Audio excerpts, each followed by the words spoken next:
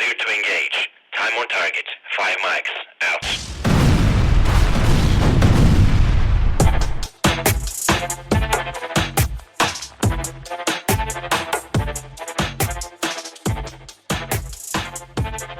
So it's nice, and this is eventually going to It be the is. baby's nursery room. So I don't know if that'll Oh, mean I'll get to use it less or not, but I know, right? Speaking of first baby, 6 months how's I've got it. how's the baby?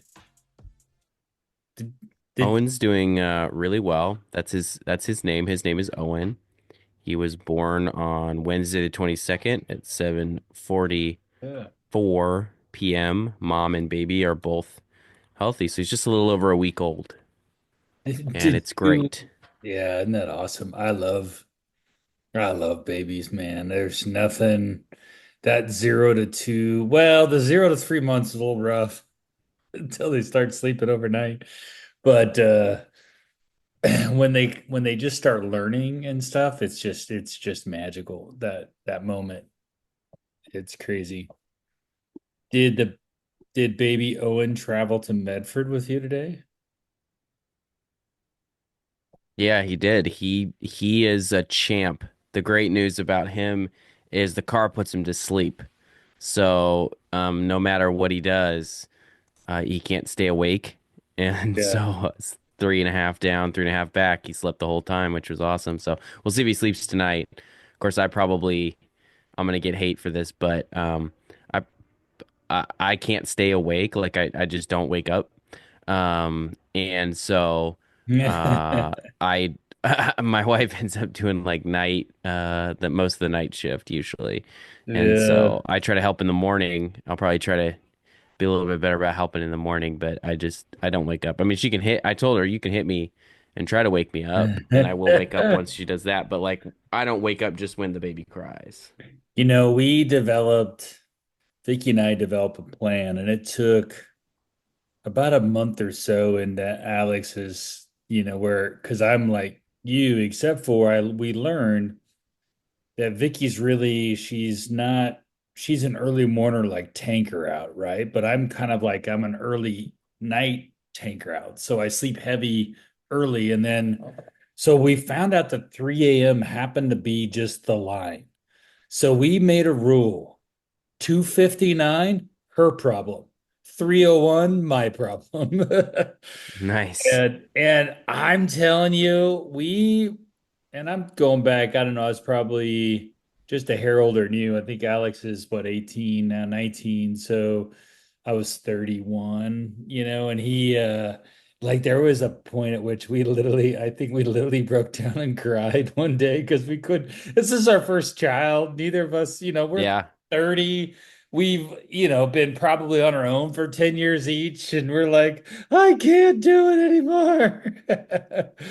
And so we came up with this rule, and oh, I'm telling you, it saved our lives, our marriage, all things in between. And because I never minded if I could go to sleep at 9:30, and if I woke up at 3, I was fine. Like I'd be Yeah. tired, but I could get through it. So hmm Yeah, and I think that kind of stuff where it's just you can't plan it going in, you just have to figure it out because every kid is different. How they sleep is different. I mean, I know a couple nights ago Owen only woke up to eat at like 11 and 3. So that's pretty good for a yeah. newborn. I would say two wake ups this is pretty good. So you know what I don't like though, Brian, and this isn't about the babies. This is sort of transitioning to a different subject. I hate our stupid straw law because we stopped on the way back from Medford at In-N-Out Burger in Grants Pass, and I get all three drinks, I get them filled up, I put the lids on them, and I go where the straws are supposed to be, and it says you need to request a straw. So I got to go back to the front counter. I got to say, can you please give me a straw? Three of them. And they said, sure. And I was like, that whole interaction is dumb because we've not saved any more straws. I didn't ask for extra straws. I only asked for the number of straws I needed. And the fact that they can't just give them to me, I find very irritating. So we need to repeal the dumb straw law. Oh, that's a good idea. Is that a priority bill coming out of Rep. Reese Iverson's office? Let's see if I can convince her that it's worth burning one of our five priority bills. That's gonna be I'm gonna have to give that a shot. Yeah, I don't know if you can convince her of that because she doesn't really eat fast food. That might be a tough one. But I would imagine, with our new president, that's a McDonald's lover. Did you? I think maybe you could get that. Maybe we should ask Trump to make that a federal executive order that you have to give straws with a drink. That'd We be uh we just sweet. need to we just need the courts to rule that it's interstate commerce because it's fast food while you're driving, and then it has to be regulated by Congress, you know. But I agree. You go to well, first of all, you go to whitehouse.gov and it's Trump pointing and America is back. Totally different messaging, I think. And then you go to the news section and they break it up how you get all the different things, his remarks, his action, presidential actions, fact sheet, briefing and statements, articles. So if you click presidential actions, there's already 8 pages of these of presidential actions. And it's cabinet appointments. It's designating chairman and acting chairman. It's granting pardons and commutations, a hiring freeze, regulatory freeze, return to in-person work, ending the weaponization of the federal government. I mean, he's been busy. Yeah. It's a cool website too, by the way. It Whoever is. designed it did a really good job. I think Except, Brian, if you scroll to the footer, there's a sort of a footer logo that says the White House, but it's blue on blue, and I don't like that. I think it should probably be white, but that's my only complaint. The rest of the website is very good. And Trump's first administration website, I don't know if you remember seeing it. I do. I'll see if I can pull up a link to it because I think it's archived at the National Archives online. But it was a good website too. It was very well designed. Yeah. No, it's pretty cool. I think well, geez, we haven't even had a just you and I podcast in a month. There's just like so much going on. We had some pretty cool guests the last, what, 3 episodes? Senator Bruce Starr, Congresswoman Val Hoyle, Commissioner Danielle Bethel. I mean, geez, I really feel like we hit everybody from like Congress all the way down to commissioner. I think that's pretty cool actually for what we've had so far this month. And we got a lot more people lined up. I did when I was in DC, I did put my request in for President Trump to come on the pod. I don't think we're quite at the level of Ruth. Even Ruthless couldn't get him on the pod.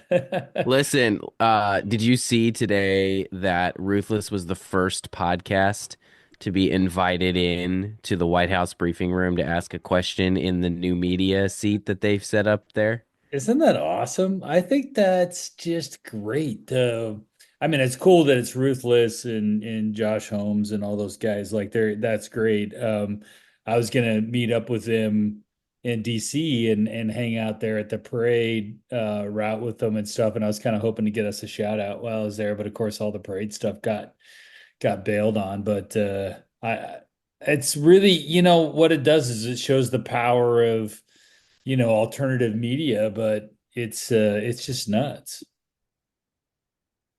Well, and there's in the first briefing because I did watch her first briefing. I don't know if it's actually her first briefing, but it was the first one this week.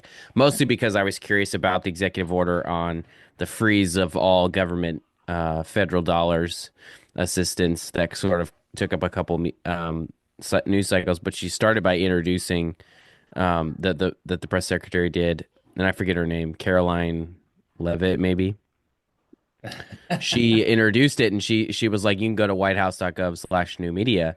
And so I'm like, well, maybe we should punch our information in for crosstabs, and then you can get a flight to DC and appear for crosstabs in the new media chair, ask a question of the briefing room. That would be pretty cool.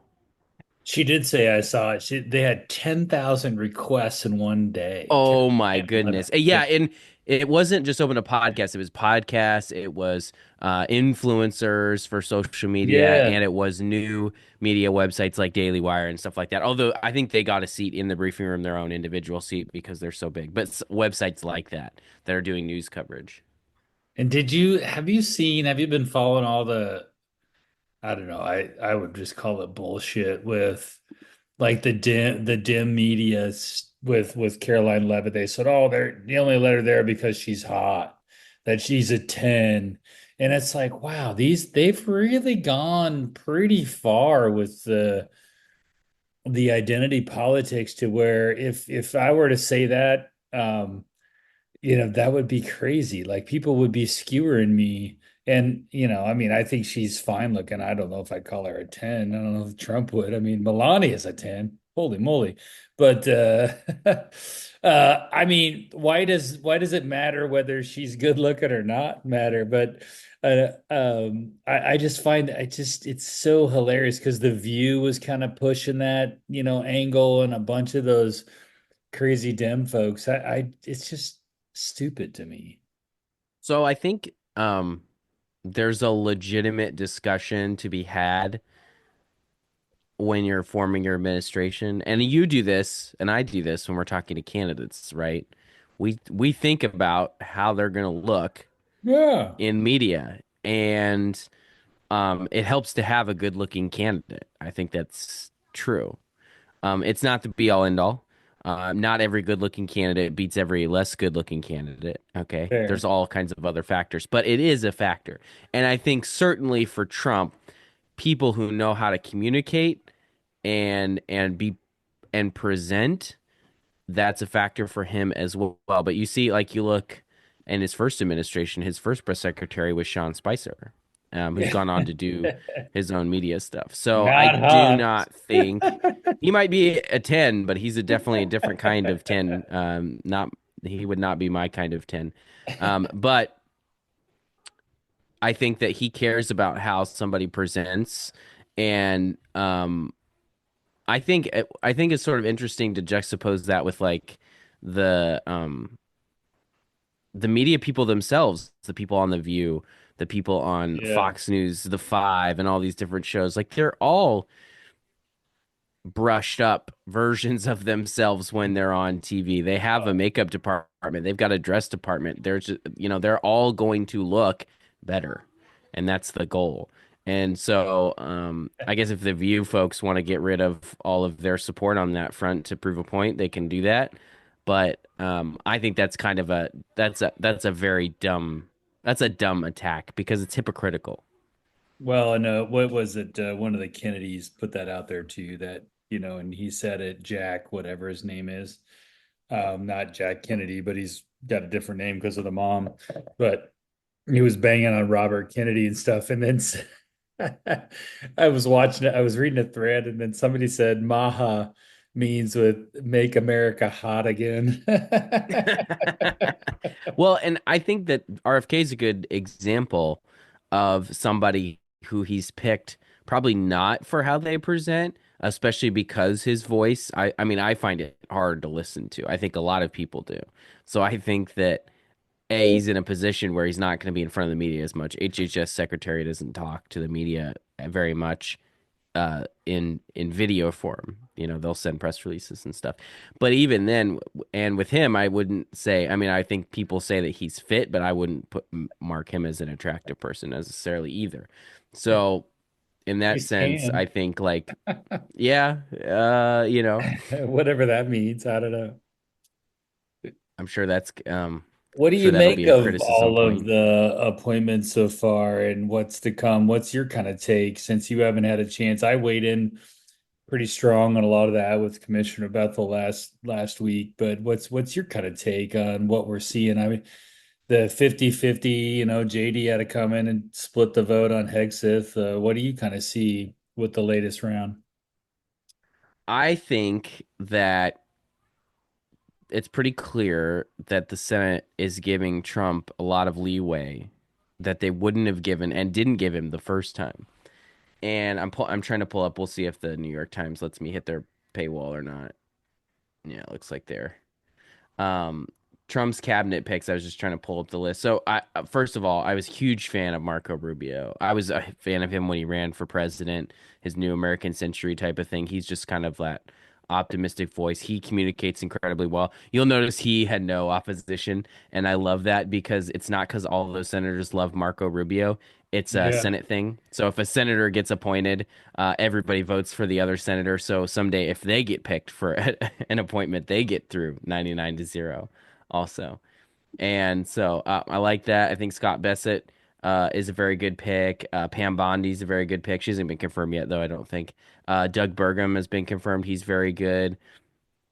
Obviously, Lori Chavez Dreamer. I think she's coming up soon. I think RFK and Tulsi have a tough go of it. And I think it's partly because they're not Republicans. RFK was not a Republican. Tulsi Yeah. was not a Republican until recently. I think that's why they have a hard thing. And then this is not breaking news, but it's breaking speculation.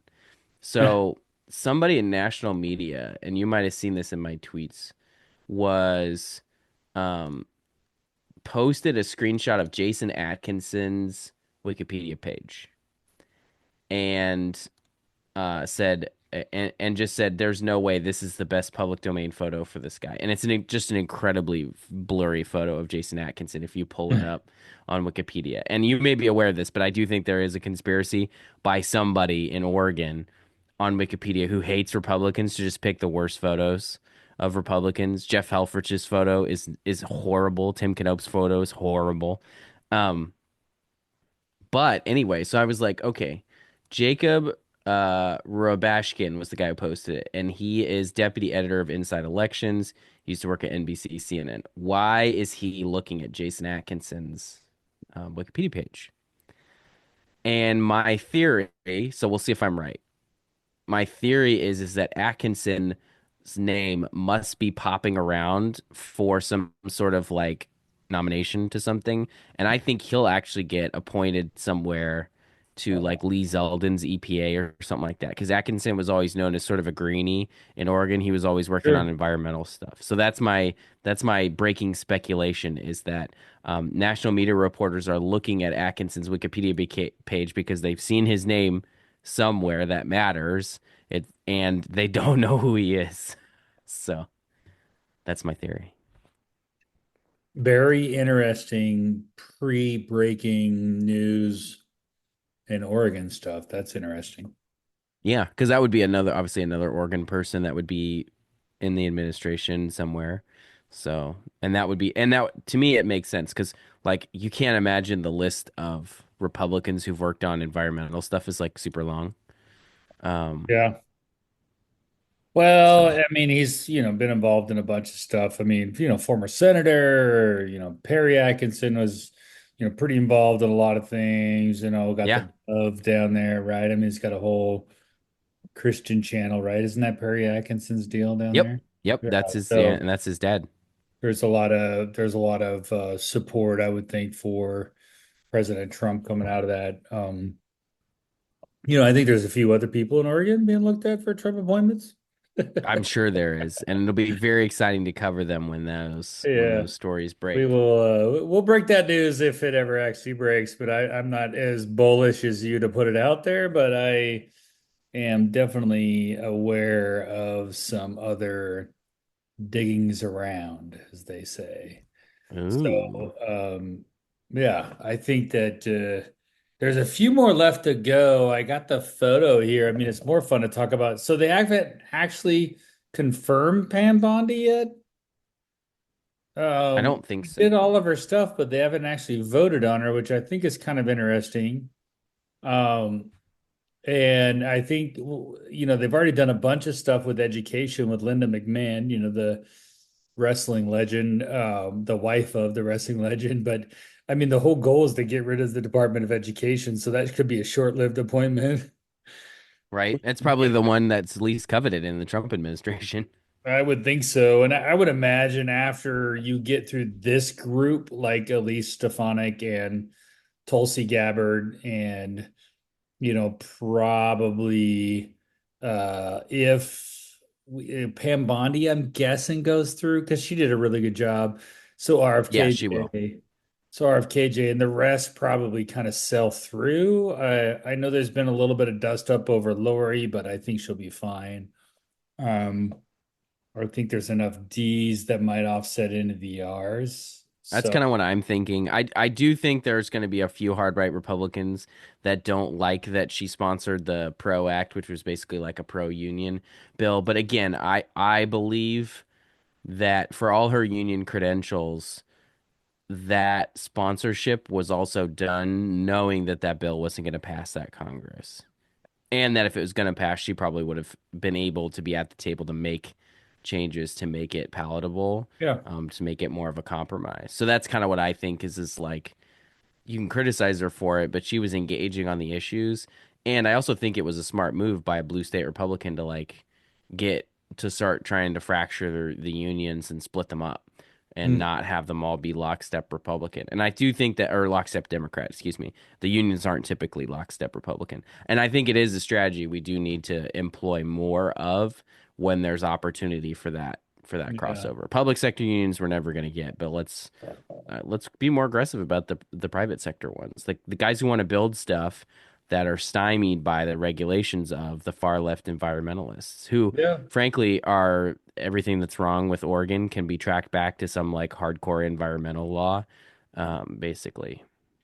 Well, and yes, because I would imagine that Trump won that popular vote amongst private unions, right? Private worker unions, plumbers, electric workers. I mean, that's who we're talking about, right? Like people like auto Absolutely. workers, all that sort of stuff, the UPS drivers.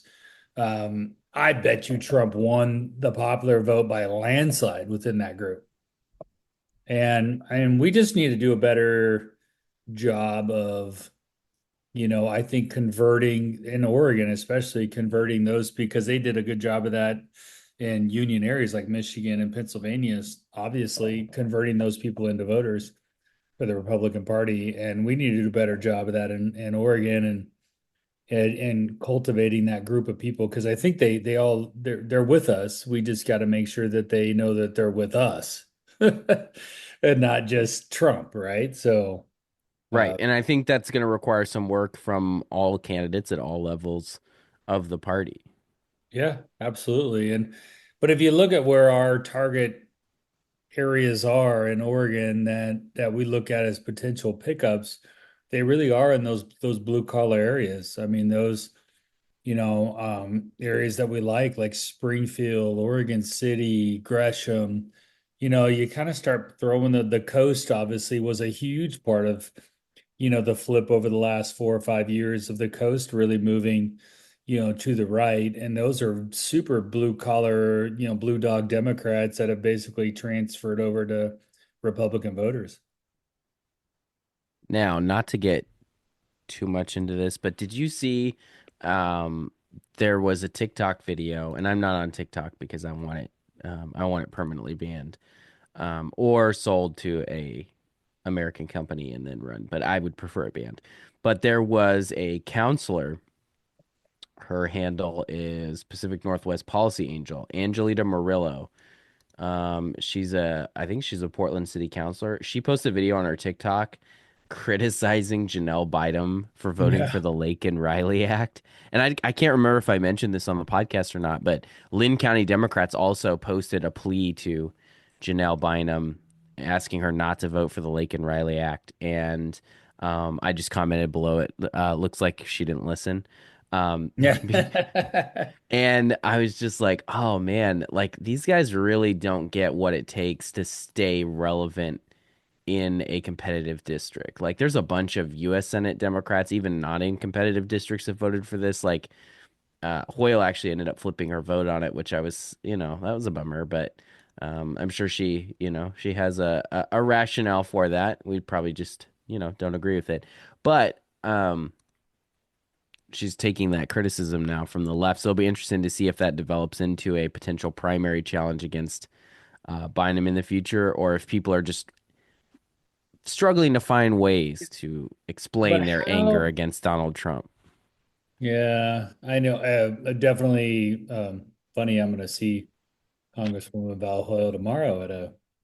That's why I'm still in Salem. So I didn't go home today. I'm stuck in Salem, sitting in the house by myself. I got to go over to Newport and Philomath for some town halls with Senator Anderson and Congresswoman Val Hoyle. I'll be curious to see, and we'll talk about it on the next pod.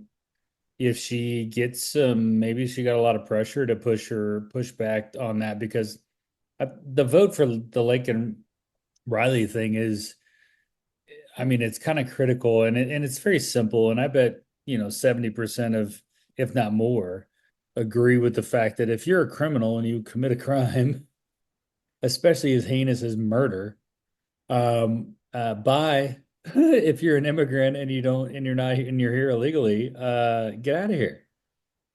I don't know why that's a problem.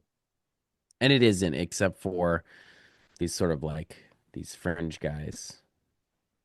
It is. I know it's hard. I think she was probably feels a little bolstered by the fact that she won her race pretty handily. So Right. she could probably move a little bit left.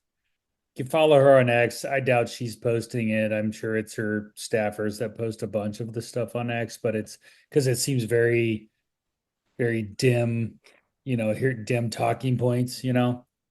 So I don't think it's really her. And I would ask her that actually if we had her back in the pod. I'd just be like, is that really you, or is that just, you know, your people taking dim talking points and pushing it out there? What you have to do. I don't blame people for that. I don't have a problem Well, with we know she listens, so she may text us after we post this episode, and that. we'll find out. This is true. I would love to know, and I get that they're on the side of illegal immigrants.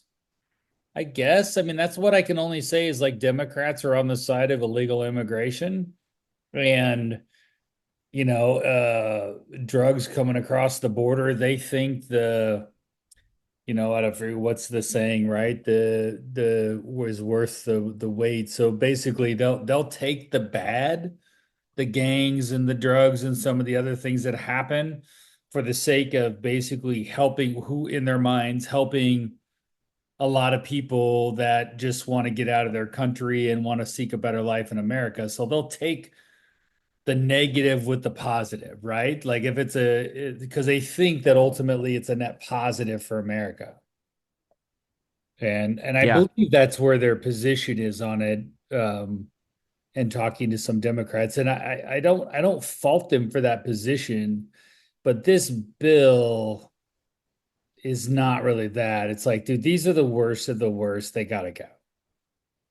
Well, and I think the lack of balance has been the problem. It's not that we've opened up our country. We're a country of 100% immigrants, basically, or 95%. If you include, because you got to include the Native Americans, because we're gonna be, we're PC here on this podcast. But Well, hold on. Now, if uh, you if you agree in if you don't believe that if you believe in evolution, then you would assume that the Indians actually migrated over here when Alaska was connected to Russia. you And know, they made their way over the land bridge. So you they're make kind a of point there. immigrants too. Given a long enough time horizon, we're probably all immigrants. So then the question begs itself, which immigrants, right? And so for most of our history, we've been pretty lax on that front. And it hasn't been a significant issue. Well, okay, I'll take that back. Obviously, in history, immigration has always been an issue. Okay, but it hasn't been an issue for crime, I don't think, and for drug trade until the last couple of decades, right? Mm. So, what you have to do is we're not completely closing the borders. We're just making it harder for illegal entry. The legal entries are all still open. People just don't like how Yeah. long it takes or how difficult the process is. But that doesn't give you the ability to go break the law. If I don't like how fast the speed limit is, I can't just decide the speed limit is different and not cause problems by driving 95 mile an hour on the road, right? Hmm. Eventually I'm going to get arrested for that. So, A, it's about to the degree, right? We're not, he's not removing everybody. I don't think he'll ever go through and remove everybody, but he's Yeah. starting with the people who are driving 150 miles an hour on the road. And then maybe he'll ratchet it down some more and some more until, the viewpoint on immigration gets to be that it's a positive thing again. And then we'll probably open it up a little bit, but it's about the balance. And the far left wants to keep the long time imbalance, the status quo that we've had, which is a lot of people can get entry to the country and a lot of it is illegal.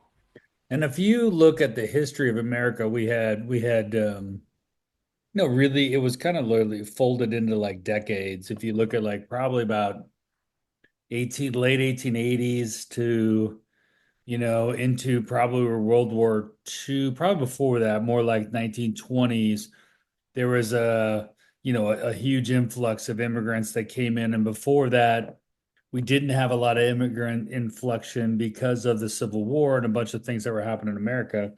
People were like, I don't want to go to America. And then all of a sudden we had this influx. The Irish were coming in, the Norwegians, the Scandinavians, they were all kind of making their way over. Um, in that world, I think. And then you had this pause with World War II, and then we kind of hit the 50s and the 60s where we had another rush of immigration, not quite as strong or as intense as the 1880s and 90s. But there was a lot of tensions in regards to like the Irish and the Scandinavians coming over to New York and all the gangs and all the things that kind of like spouted out of that. So, there's kind of been this kind of ebb and flow of it over the course of, human history in America, based on really more because the 50s and 60s we needed the workforce and stuff, and so there was a they allowed for a lot more influx of those people. They didn't come in and concentrate in a certain area. They came in and they spread out and worked on the Hoover Dam. They worked on Timberline Lodge. I mean, you can name all the things that were happening, all the road projects, the infrastructure and stuff. So I just think we're at a point in history where the world is in flux. People are looking to get out of wherever they are because their country of origin is horrible. And America is a beacon of hope and a ray of hope. And I think it is too. But I want the best and the brightest. I don't want the bottom and the worst. So, and I think that's what we used to get during those transitions is the people that wanted more out of life, the people that wanted to like make it on their own, they embodied the American spirit versus the people who were just criminals and Columbia thought it was a good idea to get rid of people. That's my thought on it. All right. What else do you want to cover here? I'm looking at your note. Well, let's go back to Portland, Oregon. Portland looking for money. Breaking news. They want more money from the state to fund homeless pod villages. I think that's going to be an interesting conversation in terms of how much are we spending and what's the distribution look like. And I think that conversation, my rep is going to be big in that conversation. She was part of the shelter work group in the interim. She's the vice chair of housing, and she's on Ways and Means. So that's basically, I mean, that's going to be a huge conversation. How and to what degree and what we fund in terms of shelters. So it'll be interesting to see if all of the work that got put in to discuss what's positive versus what isn't is actually going to make a difference when it comes to funding, or if it's just all political. Portland gets what they need. Yeah, I tweeted this today on X, and I was reading the story on Willamette Week, which is really quickly becoming probably my favorite online newspaper, by the way, for any sort of one. They don't have a paywall, which I so appreciate by newspapers. I Oh, hate yeah. I paywalls, get and so tired of the paywalls. I'm just done. I'm done with paywalls. It's stupid, and they want $1, and they only want $1. Here, I'm gonna launch into something here. Why do newspapers want $1, Brian? Is it just digital panhandling? Are they just holding a cardboard sign out? Need a No, dollar. they wanted so newspapers basically derive at this point now. Newspapers probably derive 25-30% of their revenue, literally a third of their revenue, like the state budget coming from federal money, apparently, comes from basically taking public money from counties, cities, and then some private places like storage units that are forced to do public notices. And those public notices they are required by statute. And then if you go in and read the statute, it basically is written so narrow that the only place you could put them is in an actual newspaper. So there was a lot of good lobbying back in the 90s and the 2000s as we saw the .com stuff come on. So we actually wrote a bill to get rid of that stuff. Senator Brzezinski's on it with us. And because they just don't serve the function and the purpose that they did before.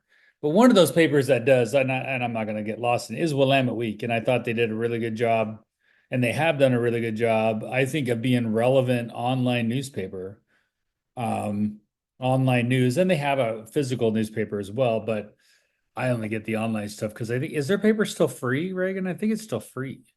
I think so, but honestly, I Yeah, have not. I know. Here I'm We'll on just their call it website. free for the purpose of the podcast.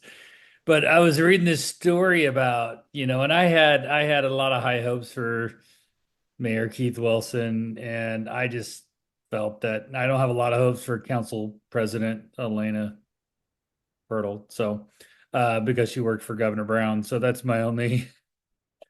And I had to deal with her during COVID, and that was probably the worst ever in the history of planet Earth.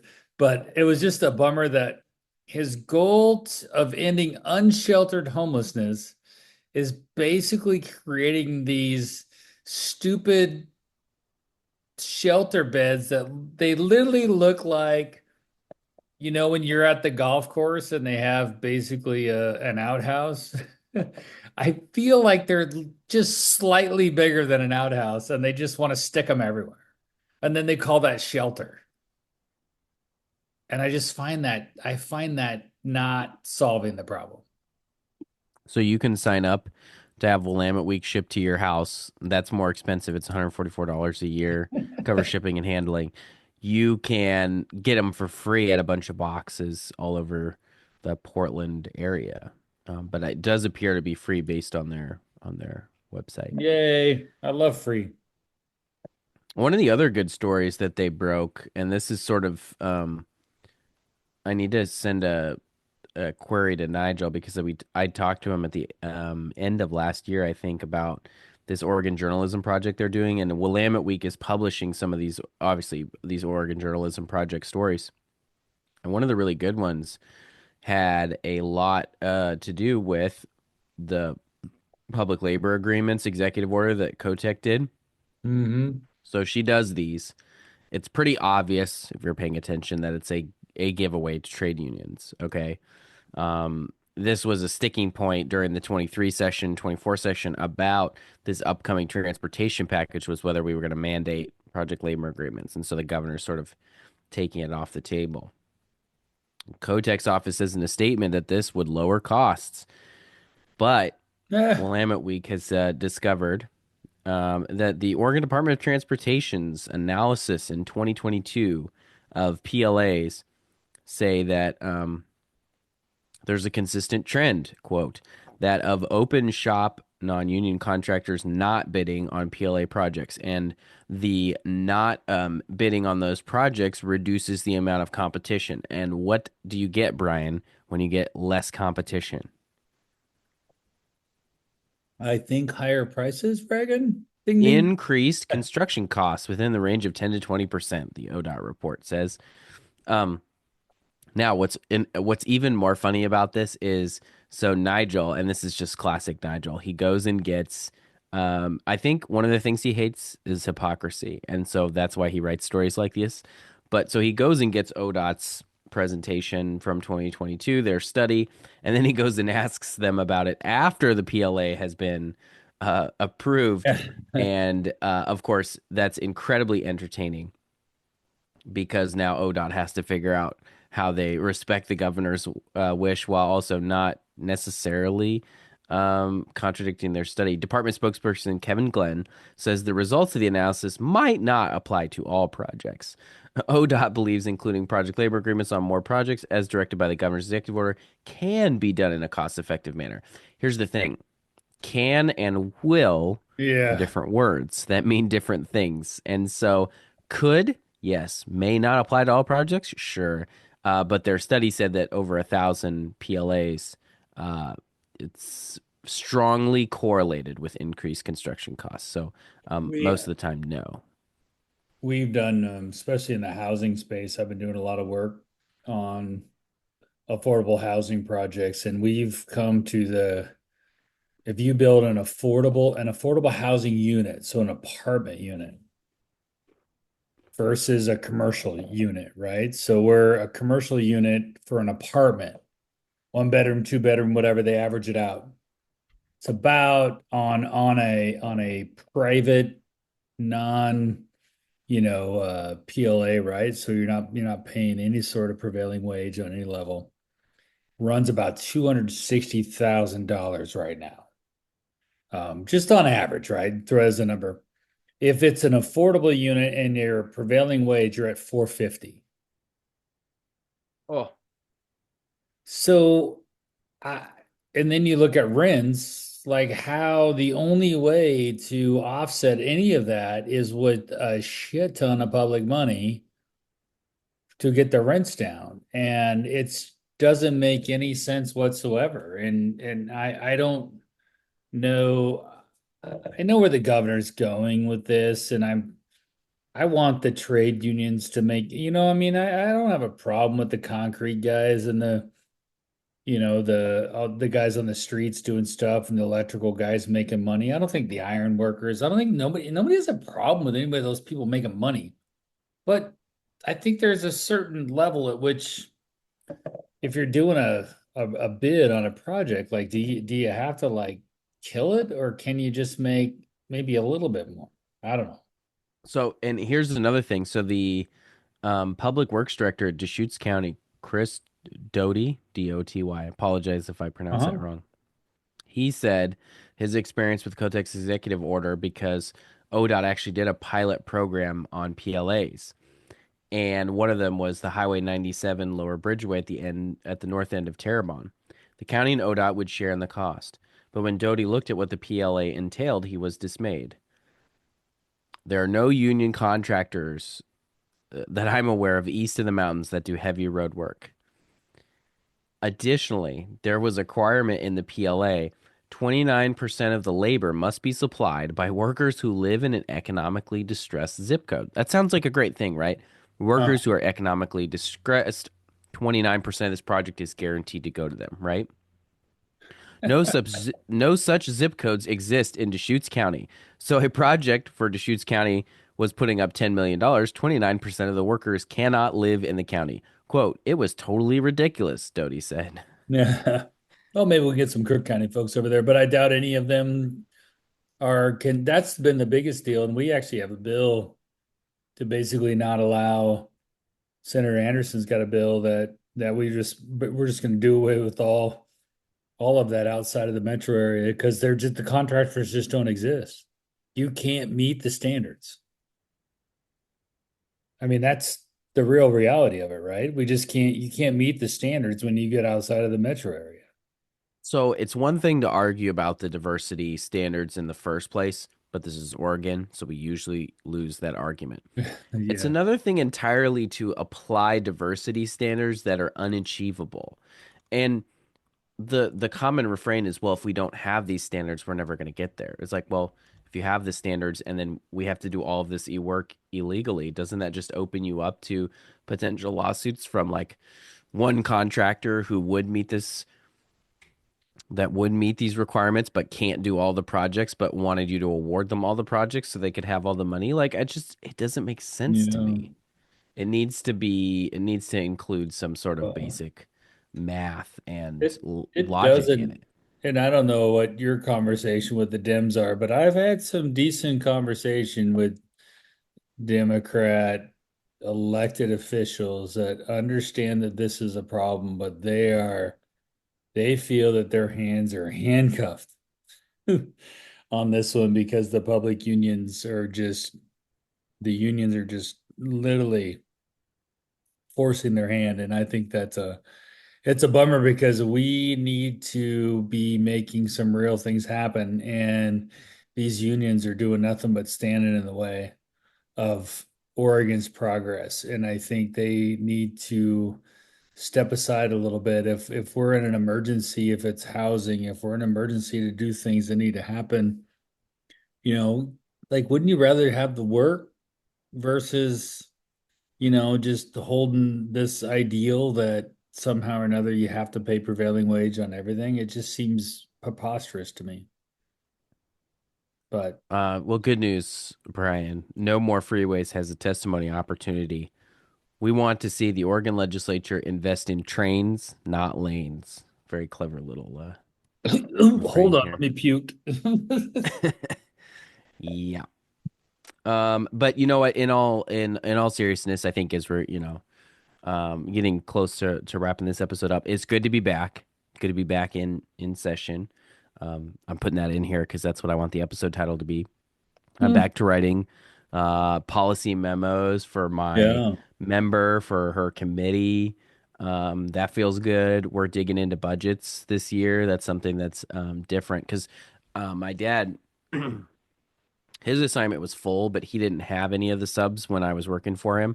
I think at one point he was on one of the subs, but he wasn't in this last 23-24 session. He So I wasn't. never got to see like the sub process take place.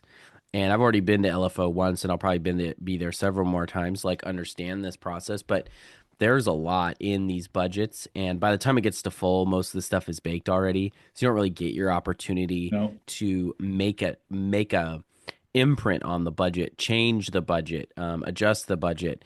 You just get to say and talk about the things you thought are good in this budget and the things you think are bad in this budget. That stuff isn't changing.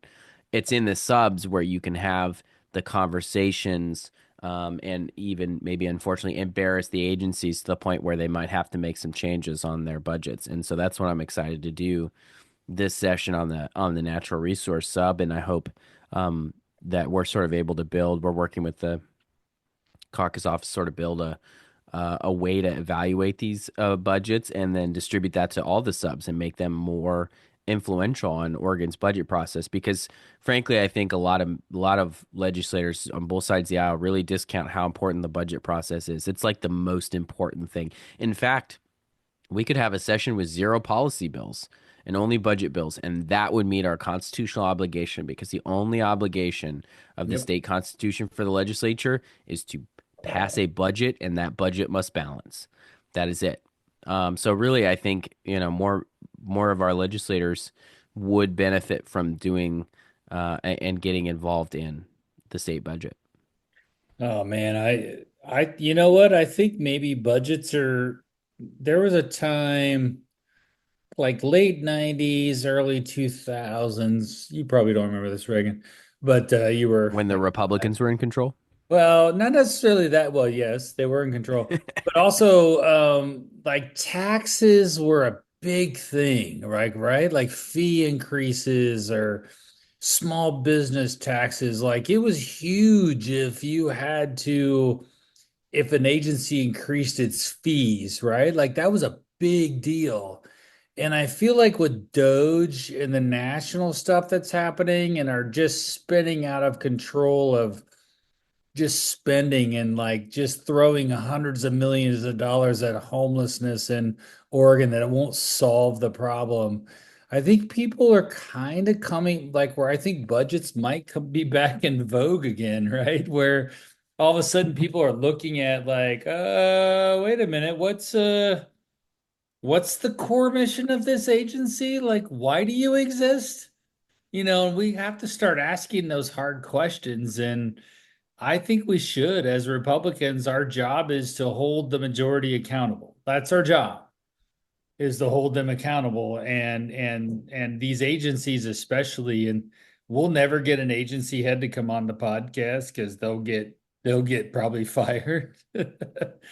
We can try. We should put out some feelers to see if we could get somebody to come on, but I doubt let's we start will. with the small ones like the racing commission. Maybe they do want to Yeah. come on because the small agencies want to be known. But you're exactly right, Brian. And I will just I've said this before. I'll say it again until I'm blue in the face. Democrats should take us up on some of those, and then they should blame them on us. Oh, had to cut it.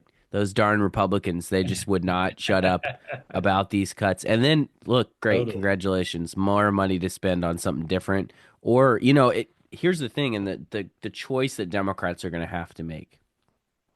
They're going to have to play this game. How serious is Donald Trump?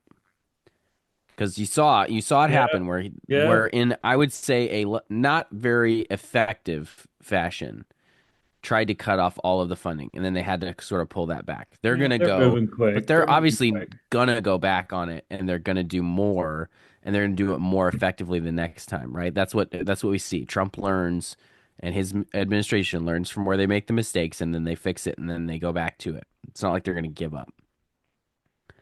Yep. So how seriously do you want to take him? Do you want to take him seriously enough to leave a large ending fund balance that you could backfill federal programs that get cut that you care about? Or are you willing to let those things get cut and then try to make it political and come into a special session? And I think that Democrats would be wise to put more money in the ending fund balance in the reserve funds Yes. and then tap those to backfill critical programs if Trump cuts critical programs. But if they try to make it political, and this is where I think Republicans need to be really good about laying down that marker. We could today, this session, make the decisions that put us on a financial footing to where if the government starts cutting federal funding isn't forever. Only diamonds are forever, James Bond. Yeah. Um, then we will, we need to make cuts so that we have the ending fund balance so that we can backfill programs that matter to Oregonians. Because Trump isn't just, I think that Trump, and it's clear that the federal government has to get their fiscal house in order. And there's no way they do that without cutting things that people like. It's going to be stuff, Yep. it's going to be stuff Democrats like. But second, Yep. it's going to be stuff normal people and Republicans like if they're going to do it. So we need to prepare to wean ourselves off of it over the next 4 years. For Oregon, that's only two budgets. So you need to put yourself in a really solid position. And if you don't do that, it can cost you later on. And I think that's the risk that Democrats run of business as usual on the federal funding Yeah. side.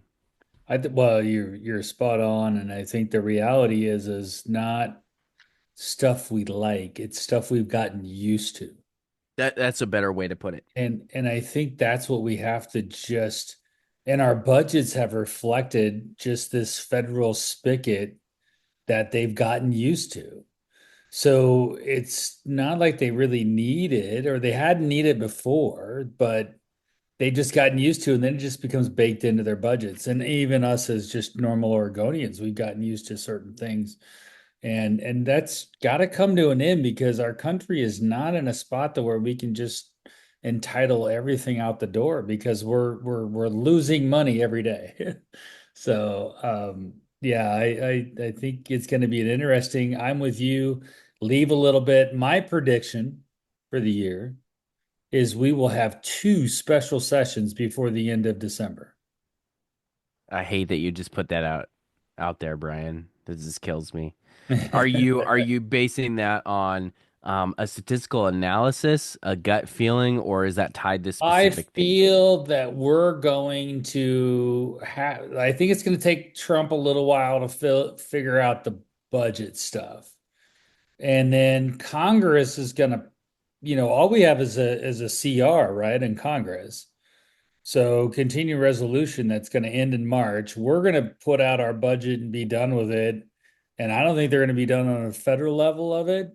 And then as Trump kind of works through everything, shit's going to get cut. And agencies show up and they have 10% less. And I think the Democrats are going to try to haul us back in on special session to somehow figure out how to fill those gaps because I think there's going to be big gaps. All right. Well, let's see. For staff's sake, I really hope we don't have two special sessions, but it sounds right in the sense that we've already had to call a few just for random stuff that happens. And so Yeah. when you're a state that is Democrat controlled and the federal government is Republican controlled, I do think that that Yeah. sets you up for more. I think you're definitely right on that front. Yeah. So, Well, two's my over under. all right. I'll take the under, even though that's probably the wrong choice here. You're just Um, that's a hopeful under is what that yeah, is. that is me wishing for less special sessions. Thanks, Well, thanks, Reagan. Brian. It's good to get back in the saddle here. Yeah, no, we'll do some more of this as session goes. I know you're home for the weekend. Enjoy that. I am not. I am just gonna be here in Salem and on the coast, and then we'll be back getting after it. But we'll track down some legislators. We'll track down some lobbyists. We didn't really touch policy bills. I just wanted to mention that just because I think this week, like the latter part of the week, Reagan, you can tell me if you're wrong, but we kind of just started seeing committees start to release what we're looking at for hearings and stuff. So I think we're just starting to see a sense of what's breaking. Right now, we're in the everybody's friends zone, and so Republicans are getting hearings on a lot of stuff, and that stops in a couple of weeks, and then we'll see Yeah. what the real agenda is. Unfortunately, I'd love to be wrong about that, but that's typically how these things go. So yeah, right now you're seeing hearings on a lot of bills that are Republican bills that are 100% already dead, and some that are going to move, but a lot of them you'll see these controversial Yeah. hearings and stuff like that. Those are dead Republican bills. I think we're still a little early for developing the real agenda. So I think we'll get more into it as we see the shape of things and as big things, blow up in each Yeah. committee, big fights in transportation and education and stuff like that. So you're right Senator about that. Frederick on the Senate side, we had a meeting with him this week. He called me a pessimist, and I just said, yeah. And I just asked That is him, I said, correct. please, Senator, prove me wrong. There you go. Yeah. There you go. All right. Brian G. Iverson on X. That's the only place I actually do really anything of anything. What about And you? I'm Reagan Canope on Twitter. I refuse to call it X. I I hate the know, name. like It's I'm just still kind dumb. of I pissed wish he about would that. go to either something new or back to Twitter and tweet. That's just too good, and it was too ingrained in the consciousness. But Yeah, because they that's just can't. me being an old person. Well, but also there's the Twitter, and then I'm gonna tweet. So you had a noun with the verb, and I think Yeah. there's something that was kind of cool with that that you can't do with X. But Yep. yeah, I don't know, whatever. And then crosstabs.studio to share this podcast with somebody that you're working with. If you're listening to this and you're in the Capitol, you're sitting in one of the chairs in the hallway, or you're sitting in your office, tap your neighbor and say, "Hey, have you Yeah. been listening to this Crosstabs podcast? They're talking about literally the stuff we're doing right now. Who wants to make news and make some history on Crosstabs? Maybe you will. Who knows? Love it. See you, buddy. Talk to you Monday. See you Monday."